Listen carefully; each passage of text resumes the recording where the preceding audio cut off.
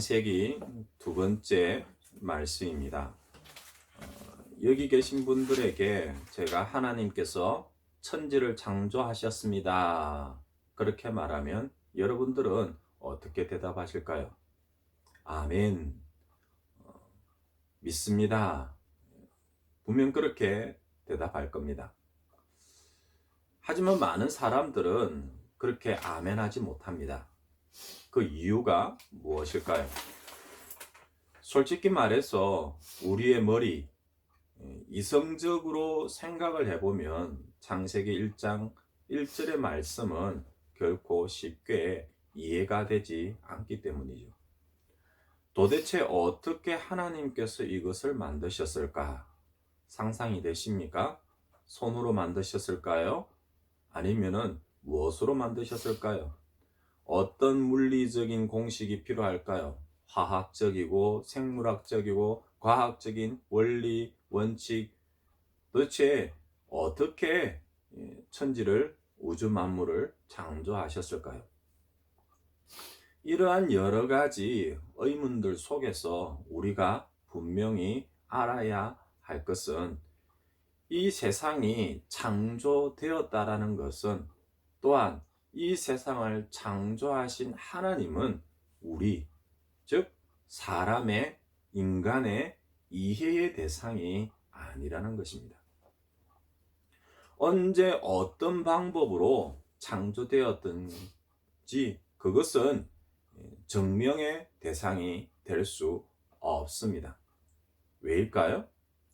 딱 한 가지 이유만 되라면 그것은 바로 우리 사람, 인간 역시 피조물이기 때문입니다. 피조물인 사람이 우리를 지으신 창조주에 대하여서 이해하거나 증명할 수 없기 때문이죠. 왜입니까? 우리 역시 피조물이고 온전하지 못하고 완전하지 못한데, 우리가 그 온전하시고 완전하신 하나님을 이해할 수 있다, 이해한다라는 것 자체가 성립이 되지 않기 때문입니다. 지금까지 수많은 과학자들과 역사학자들, 때로는 철학자들이 하나님은 어떠한 분이신가, 하나님께서 이 세상을 어떻게 만드셨는지, 그리고 그렇게 만들어졌다면 우리 인간은 어디에서 왔다가 어디로 가는지 알려고 또한 찾아보고, 그리고 또 찾아보았지요. 그런데 결론은 무엇이었습니까? 모르겠다라는 것이 결론입니다. 모르지만 아마 이러지 않았을까? 이렇다면은 조금 더 이해하기 쉽지 않을까?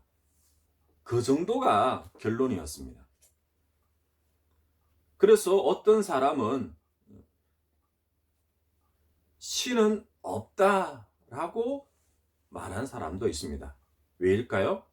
자기가 모른다고 신은 없다라고 말한 거죠. 또 어떤 사람은 신이 있지만 우리가 알 수 없다, 그렇게 결론 내린 사람도 있어요. 그 다음은 어떻게 변했을까요? 그렇게 신은 없다라는 말하는 사람, 신은 있지만 알 수 없다라고 하면서 결국에는요, 어디에 중심을 두느냐? 바로 자기 자신에게 중심을 두는 거죠. 그러니 알 수 없는 신을 알려고 하지 말고, 없다고 생각되는 그 신에 관심 가지지 말고, 오직 지금 나 자신의 그 삶을, 이 한 세상을 즐겁게 살자, 이렇게 결론 내린 사람이 있는 거예요. 나중 세상은 나중 문제야. 현실에서 내 삶을 즐기고 기뻐하고 행복하면 그만 아니야? 그렇게 말하는 거예요. 그래서 이럴 수도 있고 저럴 수도 있다는 수많은 가설들과 추측들과 그리고 이론들만 생겨날 뿐이었습니다. 하지만 창조주 하나님에 대하여서 이해와 증명의 대상으로 생각했던 사람들 중에서 하나님이 누구인지에 대하여서 정확하게 분명하게 말할 수 있는 사람, 없었어요. 왜일까요? 다시 말하지만은 정답은 피조물은 인간은 창조주를 알 수 없기 때문이에요. 한 가지 방법은 있어요. 바로 창조주 하나님께서 자신에 대하여서 가르쳐 주는 것밖에 없는 거죠.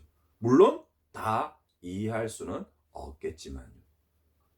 그렇게 창조주 하나님께서 자기 자신에 대하여서 가르쳐 주는 방식이 바로 지난주 이야기 드렸죠.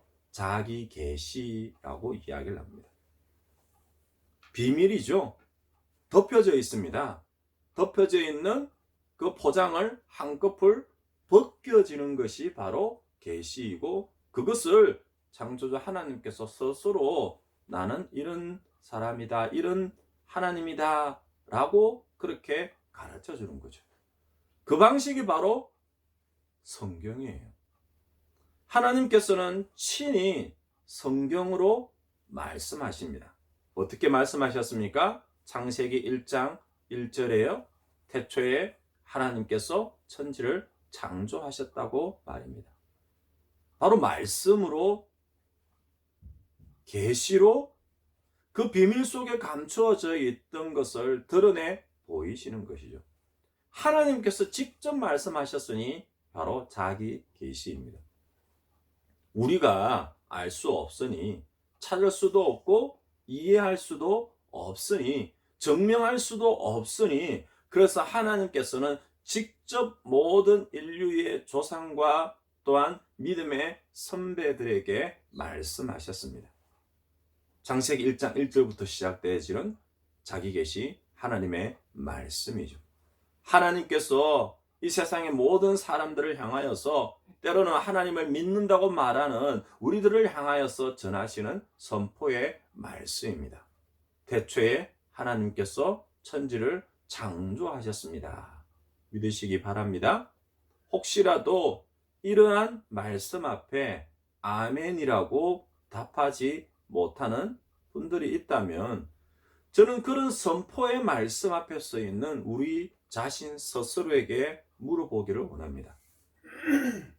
우리의 영의 눈이 얼마나 무뎌지고 메말라져 있는지를 자기 스스로에게 한번 물어보시길 바랍니다. 태초에 하나님께서 천지를 창조하시느니라 수십 번을 읽고 수십 번을 들었지만, 이 말씀을 통하여서 우리가 듣고 보고 느끼는 것이 어떤 것입니까? 어쩌면 창세기 1장 1절만이 아니라 다른 모든 성경을 읽어도 이해가 안 된다라고 말할지도 모릅니다. 그러니 반대로 생각해 보세요. 나는 성경을 읽어도 이해할 수 없어요. 믿겨지지 않아요. 도대체 어떻게 믿으라는 말이에요? 은혜가 안 돼요. 라고 말하는 사람은요, 그냥 제일 처음부터 다시 시작하시면 돼요. 창세기 1장 1절 말씀을 보시고, 그 말씀을 통하여서 은혜가 되고, 그 말씀을 통해서 믿어지고, 그 말씀을 통해서 하나님을 만난다면 나머지 성경 말씀은 그냥 그대로 이어지게 되어 있습니다. 성경은 이 세상에 존재하는 모든 것들이 다 피조물이고, 그리고 그 모든 것을 창조하신 하나님께서 창세기 1장 1절에서 선언하고 있는 거예요. 뿐만 아니라 하나님께서는 말을 못하시는 분이 아니에요. 침묵하시는 분이 아니에요. 때로는 헛되고 거릇되고 거짓된 것을 말씀하시는 분이 아니에요. 그러니 저 가짜신도 아니고 우상도 아니에요. 말씀하시는 하나님, 살아계시는 하나님, 오늘도 우리의 귓가에 하나님이 어떤 분이신지, 하나님의 뜻이 무엇인지, 우리를 향한 하나님의 뜻이 무엇인지를 말씀하시는 분이에요. 그리고 그 모든 피조물들이 그 말씀을 듣고 그 말씀대로 존재하며 그 말씀대로 움직이 갈 때에 하나님께서는요, 오늘 본문 4절에서 나오죠. 그때 하나님 보시기에 좋았더라, 그렇게 말씀합니다. 그런 천지 창조의 실제가 오늘 본문부터 시작합니다. 아니, 그런 천지 창조를 통하여서 자기 계시 하나님이 어떠한 분이신지를 오늘 본문부터 직접 말씀하시고 또 보여주십니다. 어떻게 해요? 3절에요. 하나님이 이르시되 빛이 있으라 하시니 빛이 있었고, 6절에는요. 하나님이 이르시되 그대로 되니라. 9절에도요. 하나님이 이르시되, 14절에도요. 하나님이 이르시되, 15절, 20절, 24절 하나님의 말씀대로 천지, 우주, 만물, 세상의 모든 것들이 하나님의 말씀으로 이르시되 있으니 그대로 되니라. 이렇게 하나님의 말씀으로 창조되어지는 모든 것들이 기록되어져 있습니다. 이 세상에 존재하는 모든 것들이 그전부터 계셨던 하나님께서 하나님의 말씀대로, 그 말씀하신 그대로 창조되었습니다. 그 다음에는 뭐가 나올까요? 말씀 그대로 되니라. 그 다음에 어떤 말씀이 계속 나와요? 그러니 하나님 보시기에 좋았더라. 하나님이 뜻이 계신 거예요. 하나님의 분명한 뜻이 있어서 그 뜻대로 말씀하시니 그대로 이루어지니까, 그러니까 하나님께서 기뻐하시는 거예요. 하나님만이 아닙니다.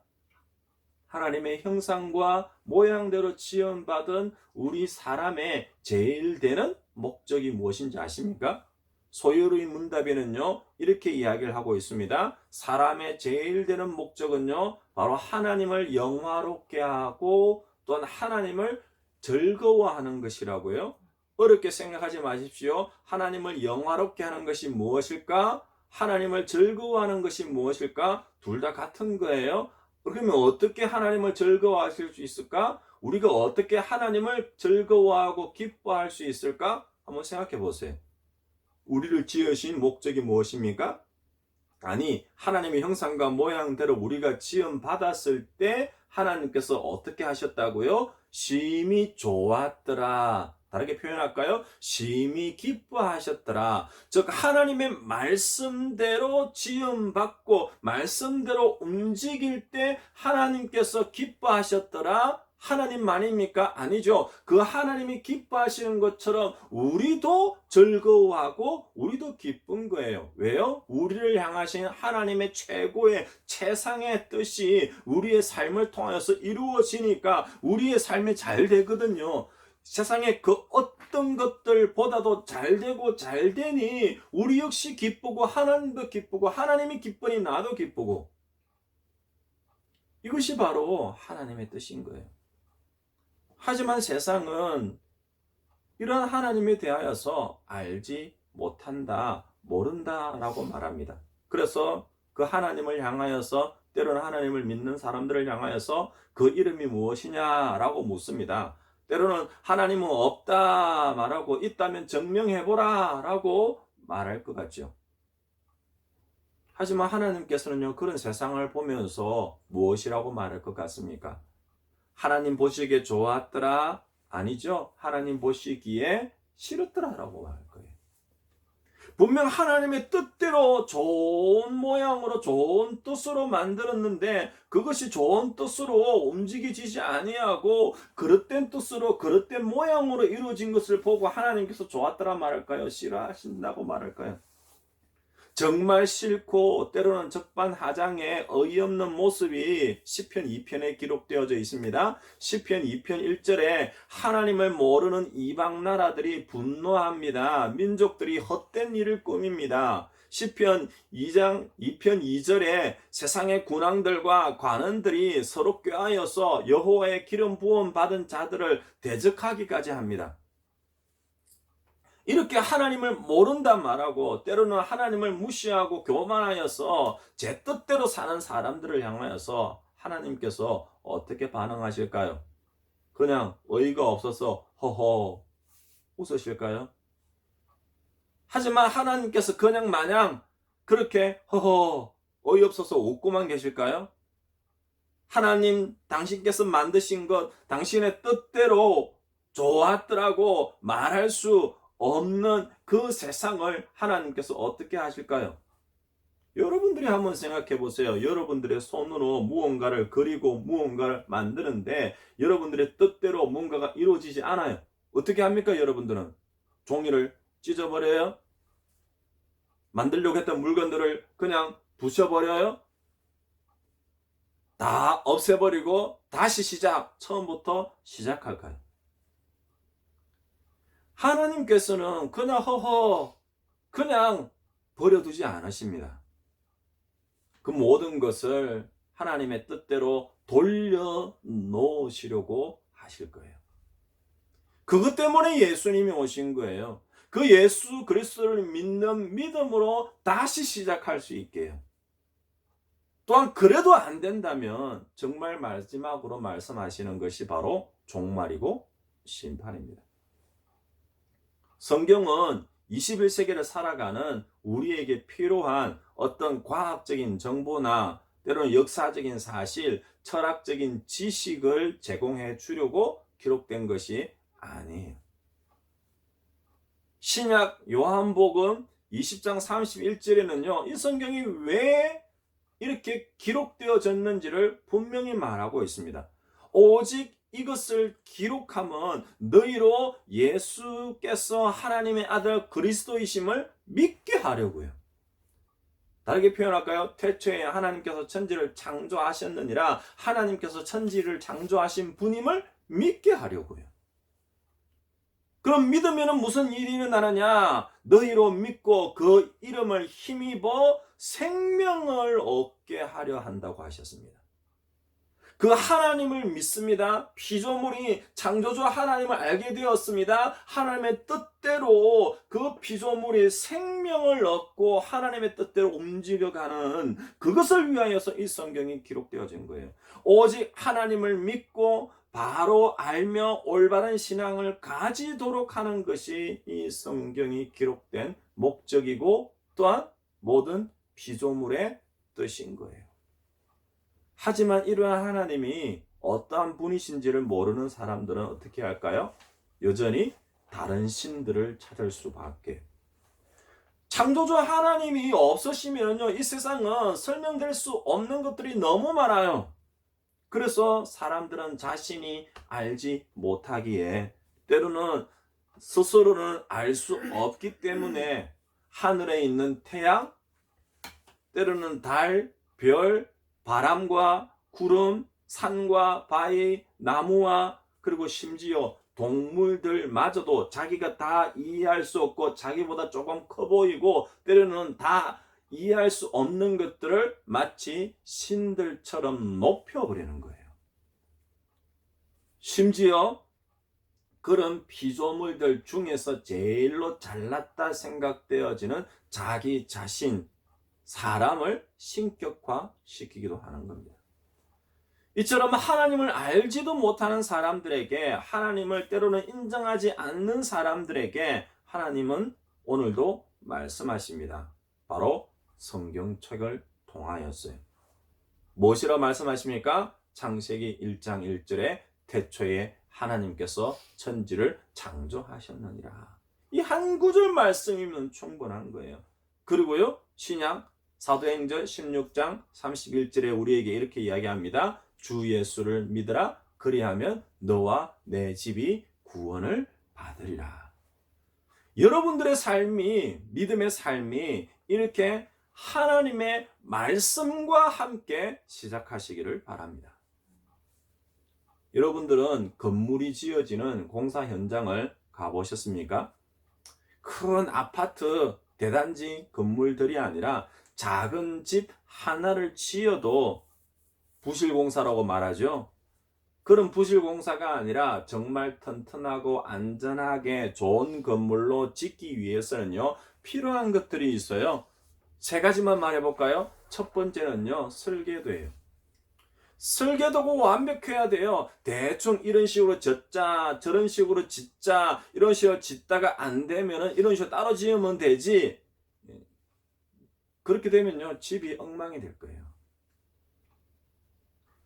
한 개, 모든 것이 처음부터 설계도가 완벽해져야 되는 거예요. 단 1cm 기울기가 잘못 기울어져도요, 얼마 가지 못하고 무너지게 되어 있어요. 설계부터 잘못되어진다면 그 건물은 공사를 해보나 마나입니다. 공사를 진행하면 진행할수록 엉망진창이 되어질 거예요. 두 번째요, 설계도가 완벽하게 되었습니다. 그 다음에는 뭘 할까요? 대부분은 공사는요, 기초를 다지기 시작을 합니다. 바닥을요. 토대라고 이야기를 하죠. 그 토대, 그 바닥이 웬만큼 튼튼하지 않으면요, 10층, 20층, 30층 그렇게 높은 건물을 지을 수가 없어요. 하지만 그 토대가 화강암 같은 정말 단단한 안반지대라면요, 10층, 100층 얼마든지 올릴 수 있죠. 하지만 바다를 메워서 생긴 매립지 위에 건물을 지을 때는요, 최소 10년이에요, 10년. 그 10년 동안 바닥을 다지고 또 다지는 그런 토대를 다져야 되는 거예요. 그 다음에 무엇이 필요할까요? 그 다음부터는 건물을 짓는 거죠. 그런데 건물을 지을 때 무엇부터 지어요? 골조라고 이야기를 합니다. 뼈대예요, 뼈대. 기둥이에요. 건물을 다 짓고 나면요, 이러한 기둥은요, 보이지를 않죠. 하지만 그렇다고 해서 불량의 건축 자재를 사용하여서 그 기둥을 세운다면요, 얼마 가지 않아서 수많은 인명 피해를 가져오게 될 겁니다.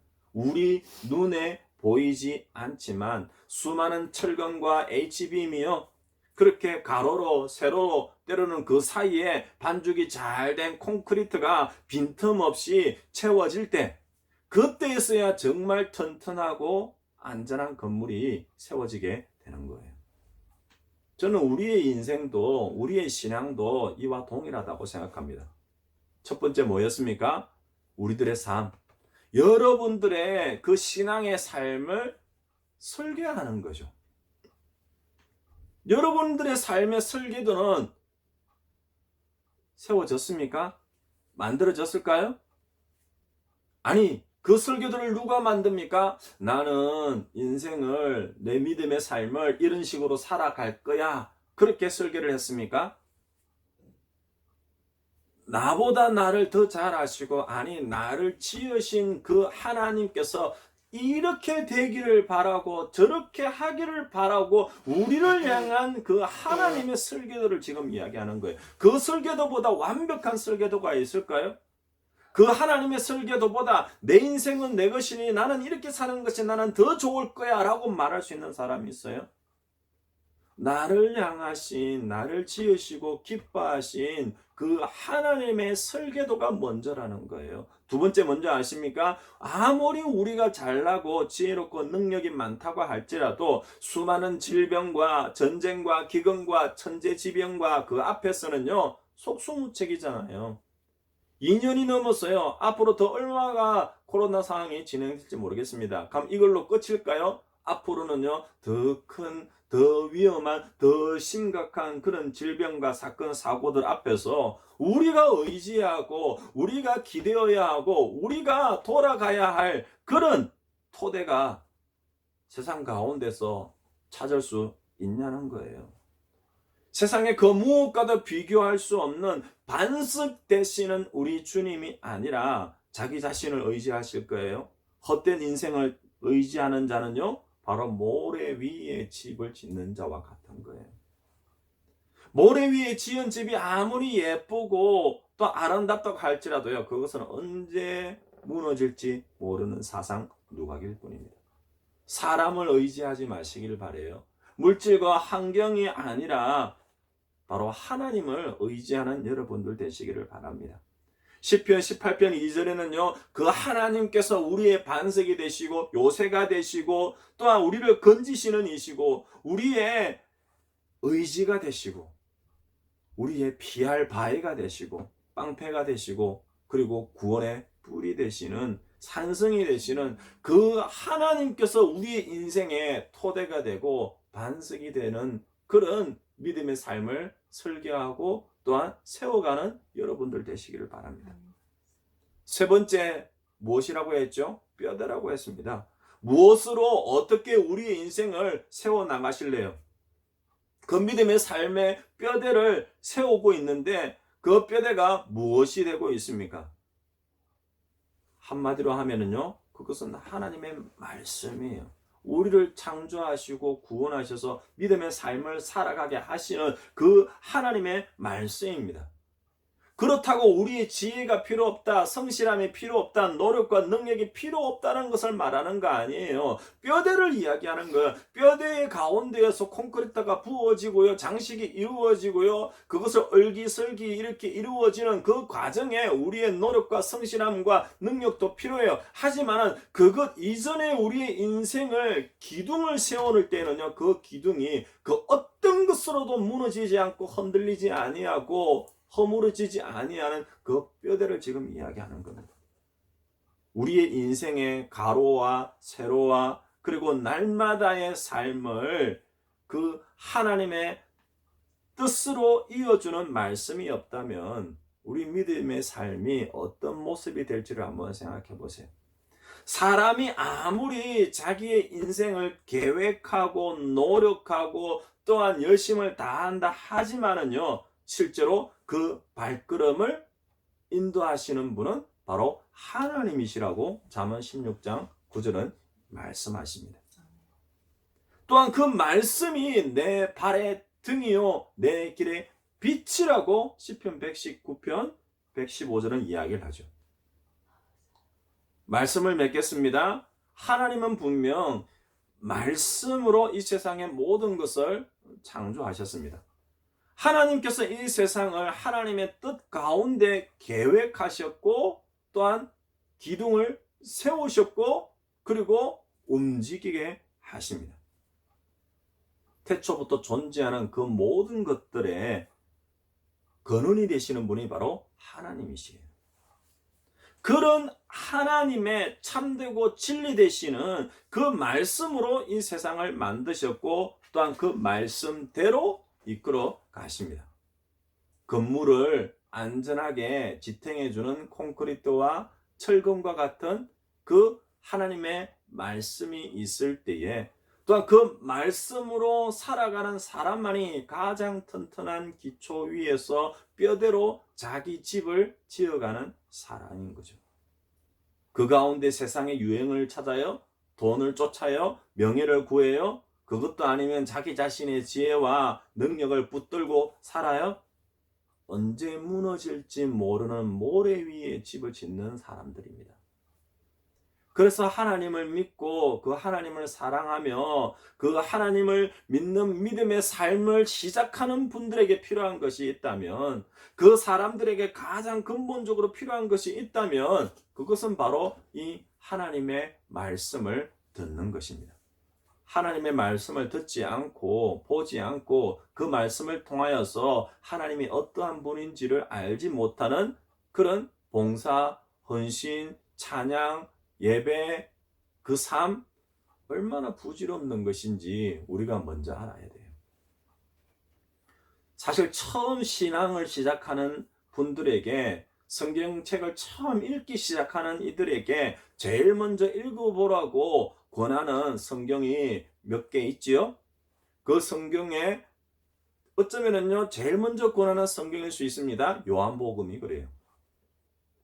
믿음의 구주가 되시는 예수 그리스도와 구원의 복음에 대하여서 너무나도 쉽게 때로는 분명하게 잘 제시되어 있기 때문이죠. 아니 요한복음만 아니라 사복음서가 다 그러합니다. 그중에 마태복음은요 이렇게 표현합니다. 그는 누구인가? 예수님은 누구신가에 대하여서 그런 초점을 맞추어서 기록된 것이 바로 마태복음이에요. 한편으로는요 요한복음은요 그는 누구신가가 아니라 나는 누구이다 라고 시작을 합니다. 예수님께서 나는 길이요 진리요 생명이니 부활이요 그렇게 직접 말씀을 하시니까 더 분명하게 제시되어 있는 거죠. 그런데요 그 다음이라고 말할 수도 있고 어쩌면은요 정말 제일 먼저가 될 수 있는 말씀이 바로 창세기의 요한복음과 똑같은 거예요. 요한복음이 나는 길이요 진리요 생명이니 나로 말미암지 않고는 하나님께 올 자가 없다라고처럼 그렇게 1인칭으로 분명히 이야기를 하잖아요. 하나님에 대해서, 예수님에 대해서. 창세기도 마찬가지죠. 창세기는요 그 요한복음이나 마태복음보다도요 더 쉽게 이야기처럼 하나님과 그 나라에 대하여서 말씀하고 있습니다. 뿐만 아니라 창세기는 믿음의 삶을 처음 시작하고 새롭게 시작하는 사람들만이 아니라 기존의 우리 성도님들에게도 반드시 붙들어야 되는 그 믿음의 삶의 근본이 되는 것이 무엇인지를 분명히 이야기하잖아요. 아니 선포하잖아요. 1장 1절에 뭐라고요? 태초에 하나님께서 천지를 창조하셨다라고 말입니다. 그러니 한 주의 삶을 시작하는 이 첫날만이 아니라 믿음의 삶을 새롭게 시작하는 분들이라면 때로는 2022년 시작점에 정말 올 한 해를 새롭게 은혜롭게 시작하려는 분들이 있다면 저는 말씀드리고 싶습니다. 바로 이 창세기 1장 1절부터 다시 시작하시기 바랍니다. 여기에 있는 여러분들이 신앙생활을 잘 해오셨다면요, 그런 믿음의 삶을 잘 인도하고 잘 마무리하기 위해서도요, 다시 여러분들이 그 믿음의 삶을 모래 위에 집을 짓는 것이 되지 않도록 이 창세기 1장 1절부터 다시 시작하시길 바랍니다. 로마서 10장 17절은 분명히 말합니다. 믿음은 하나님의 말씀을 듣는 데서부터 시작을 한다고요. 왜일까요? 말씀을 기초로 이 세상이 시작되었거든요. 뿐만인가요? 말씀을 토대로, 말씀을 기둥으로 이 세상이 세워지고 움직여지기 때문이죠. 그래서 이 말씀 그 하나님의 말씀을 들으시고 믿으시기를 바랍니다. 무엇보다 그 하나님의 말씀대로 살아가는 저와 여러분들 되시기를 바랍니다. 이 말씀에 의해 세워지고 의지하는 삶, 행하는 삶이 바로 우리를 향하신 하나님의 기쁘신 뜻이고 또한 우리가 평생을 소망으로 품어야 할 하나님의 말씀들이에요. 저는 예수 우리 교회가 바로 이러한 말씀대로, 즉 예수 위에 세워지는 교회가 되어지기를 바랍니다. 세상이 따르는 가치가 아니고요, 세상이 쫓아가는 목표가 아니고요, 세상이 그토록 이루기를 원하는 소원들이 아니라 바로 이 말씀, 하나님이 기뻐하시는 뜻대로 그 말씀이 목표가 되고 그 말씀이 토대가 되고 그 말씀이 기둥이 되어서 세워지는 그런 예수 우리 교회가 되었으면 좋겠습니다.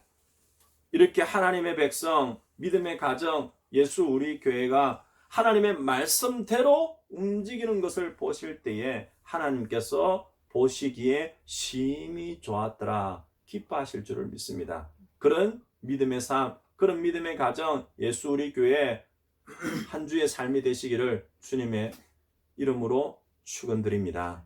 아멘.